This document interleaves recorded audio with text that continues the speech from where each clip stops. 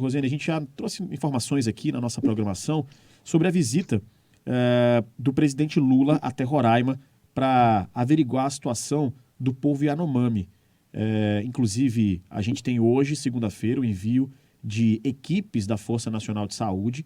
Esse foi um anúncio feito pela ministra Anísia Trindade para dar suporte, para dar atendimento ao povo Yanomami que vem sofrendo com desnutrição, com doenças, com descaso no atendimento de saúde.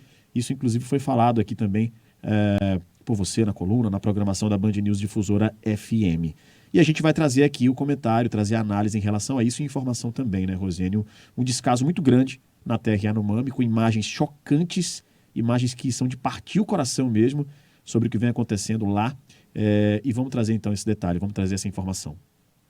Eu queria começar com uma informação que me chamou a atenção no lead da matéria do site Suma Uma, que foi publicada na semana passada, trazendo as fotos em primeira mão deste momento, que não é novidade, como você bem destacou, neste momento da atual condição dessas crianças, com graves e crônicas condições de desnutrição.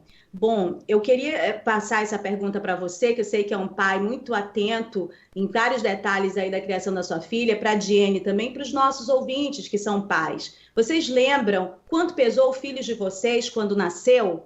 Tem esse número de memória, Rafael? Eu lembro. A Bia, quando nasceu, ela estava com 3,8 kg. Você tem, Diene? A Duda, 2,7 kg. Porque a minha filha, a Sofia, nasceu com 3,4 kg. E eu lembro que ela tinha 49 centímetros e o corpinho dela cabia aqui, o bumbuzinho, né, na mão, a cabeça aqui nessa região dos meus braços, onde eu conseguia fazer a manobra para amamentá-la.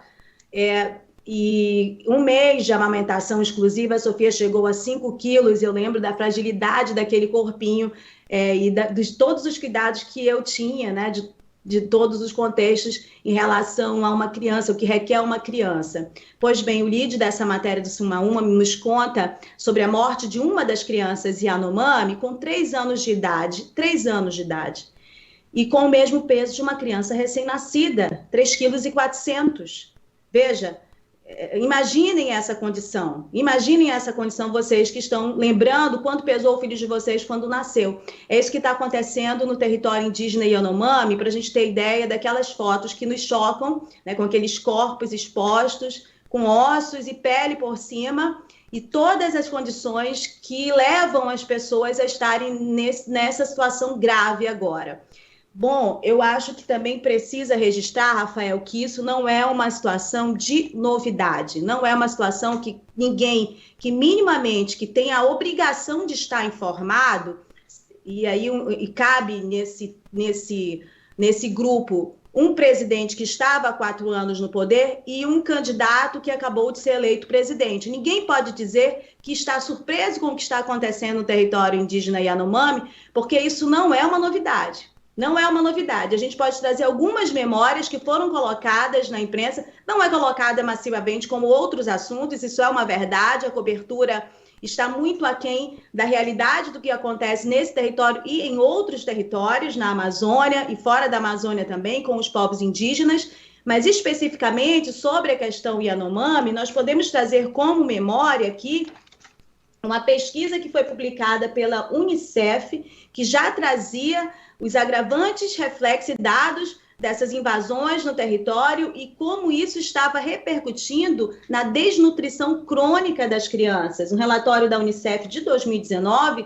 que nós demos dados todas as vezes que a gente tratava dessa questão aqui, e outros veículos e outros jornalistas também da mídia que cobrem esse campo e as questões indígenas, apontavam que 81,2% das crianças do território indígena Yanomami sofriam de desnutrição crônica. 2019, né? Que as crianças Yanomami menores de 5 anos, elas tinham baixa estatura, 48,5% delas de baixo peso, quase 70% delas eram anêmicas, né? Os dados da última matéria que foi publicada a esse respeito, já com levantamentos que são feitos pelas equipes do Ministério da Saúde e da CESAI, que estão desde a semana passada no território, onde foi declarada essa situação de emergência, remetem para uma contagem feita a partir do acompanhamento das associações indígenas, que também não se cansaram de fazer uma série de alertas e denúncias a respeito. Esses dados mostram que 570 Yanomamis possam ter morrido nesses últimos 4 anos por causas tratáveis, desnutrição, diarreia, malária, né? São dados que foram colocados aos poucos, mas foram colocados, não é algo que seja novidade, como você bem colocou. Bom, mais um dado que a gente precisa lembrar. Em novembro de 2021, o Fabiano Maisonave, jornalista que escrevia para a Folha naquela ocasião, publicou uma matéria mostrando que pesquisadores da Fiocruz, que é um órgão ligado ao Ministério da Saúde, foram proibidos pelo governo, proibidos pela FUNAI, de entrar no território indígena para promover estudos a respeito do impacto da mineração ilegal, né, do garimpo, em relação à saúde dos Yanomami. É mais um dado que a gente precisa registrar. Também, em novembro de 2021, já em 2021, teve uma matéria muito impactante feita pelo Alexandre Rissayasu, que é o correspondente da TV Globo, e essa matéria saiu no Fantástico, com imagens chocantes a respeito da situação da desnutrição e da desestruturação dos postos da FUNAI e da CESAI em atendimento a esse território. Um território que tem uma extensão que compreende o estado do Amazonas, Roraima, ali na área da fronteira com a Venezuela, um território que foi demarcado na década de 90 no governo Collor, e é um território que é obrigação da FUNAI, obrigação do Estado fazer a proteção para que estes indígenas possam viver dentro dos seus modos de vida que datam de mais de 3.000 anos. Os Yanomamis estão naquele território há mais de 3.000 anos. Isso é importante. Antes do Brasil ser descoberto, eles já moravam e já viviam ali naquele ambiente. Eu ainda estou no ar? Sim, você está no ar sim, a gente está te ouvindo.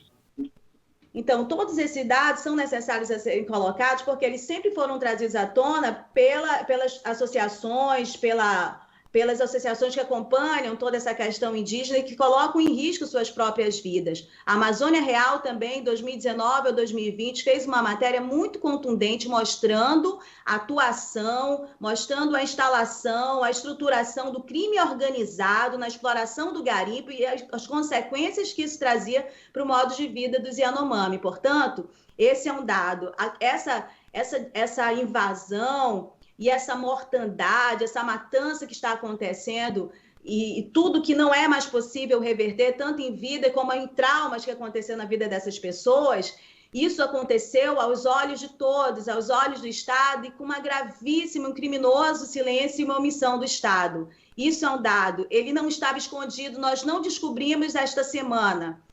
Há imagens que foram expostas, inclusive, em contraponto à própria cultura Yanomami. Eles têm toda uma outra relação com a questão da fotografia, mas acabam autorizando a utilização delas para que a situação de gravidade chegasse aos olhos de todos. E nada foi feito.